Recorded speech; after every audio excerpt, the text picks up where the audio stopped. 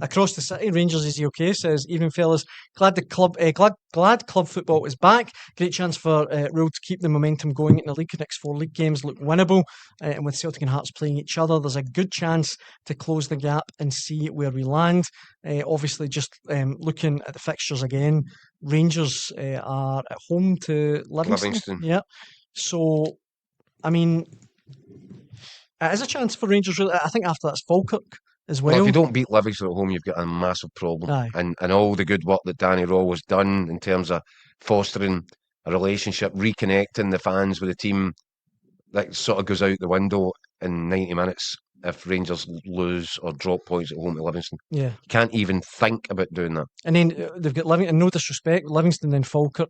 They could then be looking at 5 straight league wins. They're at 3 obviously at the minute.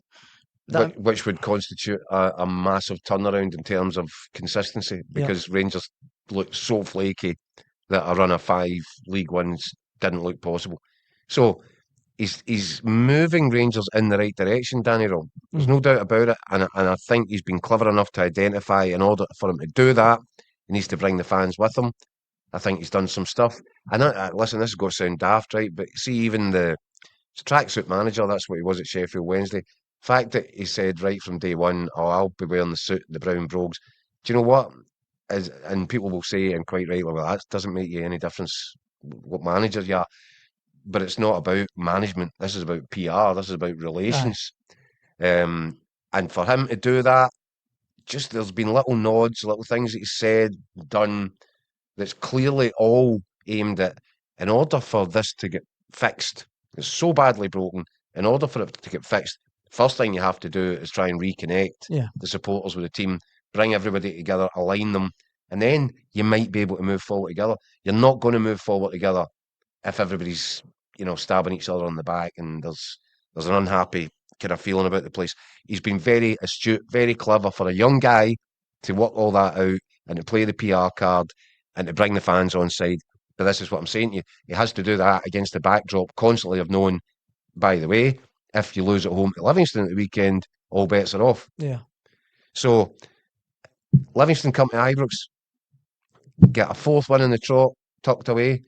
The fans will reconnect even more. The thing will start to get a bit louder. I'll start to believe. And all of a sudden, that 3 points, because Celtic don't play until 8 o'clock on Saturday night. It's a late night Saturday night, yeah. So all of a sudden, the 5-point gap is down to a 2-point gap.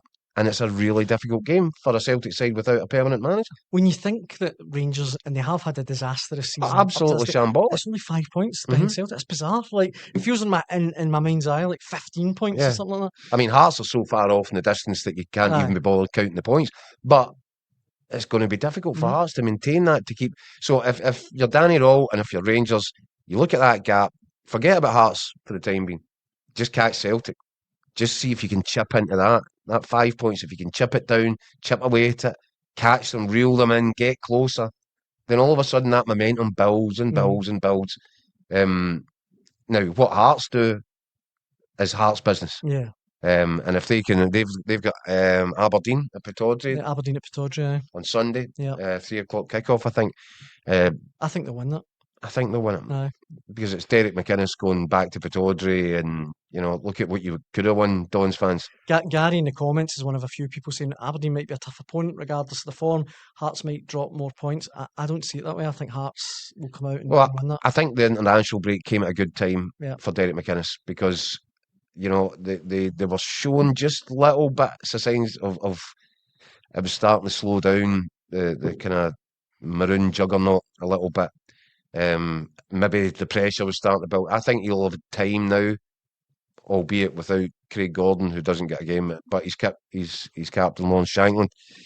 I think he's had a bit of time now, maybe just to press pause, recalibrate, get back into the heads of these players, settle them down a little bit, and set them the next target. Because I think that's the way that Derek McInnes likes to operate. I think he's got groups of games throughout the season.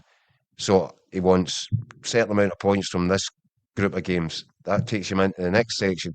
And I think now, international break out the road, he's probably setting a target for them for between now and Christmas, or now and the new year. And he's an experienced manager. He's getting he's got more than a bounce out of this team.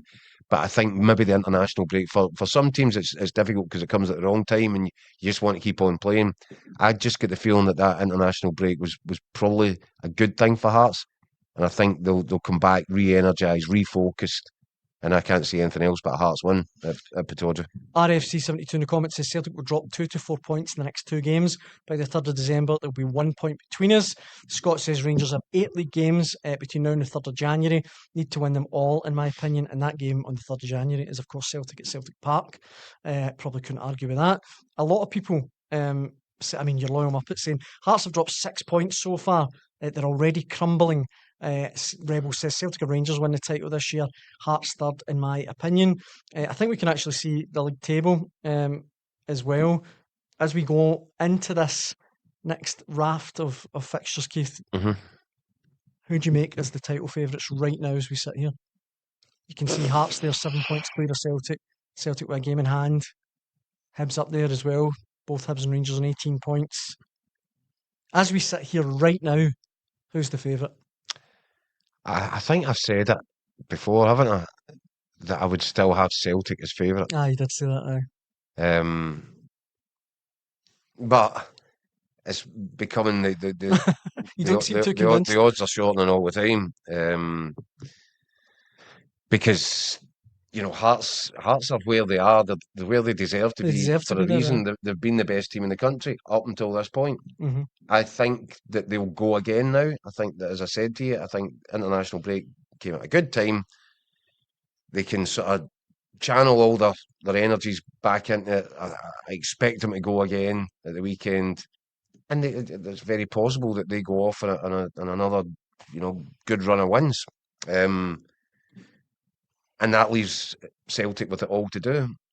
But, and I've said it previously, because they've gone the course and distance, because they've got the best squad in the country, I